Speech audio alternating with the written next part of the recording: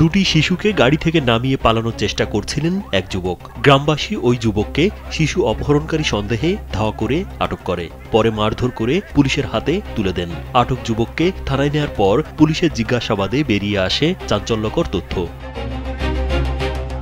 আটক ওই যুবক নারায়ণগঞ্জের দুর্ধর্ষ সন্ত্রাসী রিয়াজ বাহিনীর প্রধান রিয়াজুল ইসলাম ওরফে শুটার রিয়াজ। বুধবার বিকেলে সিলেটের গোয়াইনঘাটের আলীগ্রাম থেকে তাকে গ্রামবাসীর কাছ থেকে উদ্ধার করে হেফাজতে নেয় পুলিশ। গোয়াইনঘাটে সন্ত্রাসী রিয়াজুল ইসলামের অবস্থানের খবর পেয়ে তাকে সন্দেহ করেছিল র্যাব। ওই সময় একটি গাড়িতে করে রিয়াজুল তার 2 শিশুকন্যাকে নিয়ে গোয়াইনঘাটের আলীগ্রামের দিকে যান। ওয়ালটন এখন দেশের সীমানা পেরিয়ে পৌঁছে গিয়েছে 50টিরও বেশি দেশে। ওয়ালটন, ঘরে ঘরে বিশ্বজুড়ে। তার পেছনে আইন শৃঙ্খলা রক্ষাকারী বাহিনী আছে বুঝতে পেরে তিনি আলীগ্রামের একটি বাড়ির বারান্দায় 2 শিশুকে রেখে পালিয়ে যাওয়ার চেষ্টা করেন।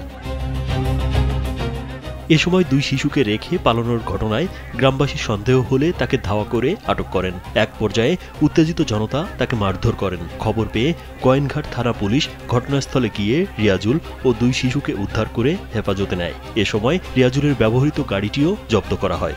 পরে রিয়াজুলকে থানায় নিয়ে জিজ্ঞাসাবাদে তার পরিচয় পাওয়া যায়, তিনি দুর্ধর্ষ সন্ত্রাসী শুটার রিয়াজ।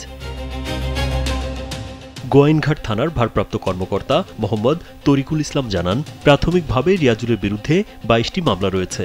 সে দুর্ধর্ষ সন্ত্রাসী বলে জানা গেছে।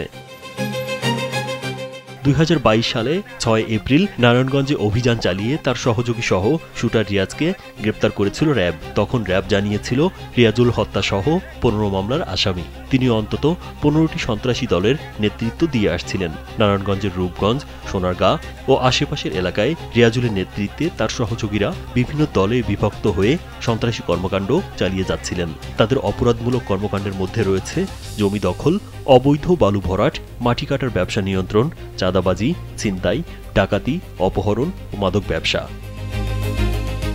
রাজীব বিশ্বাস, কালবেলা।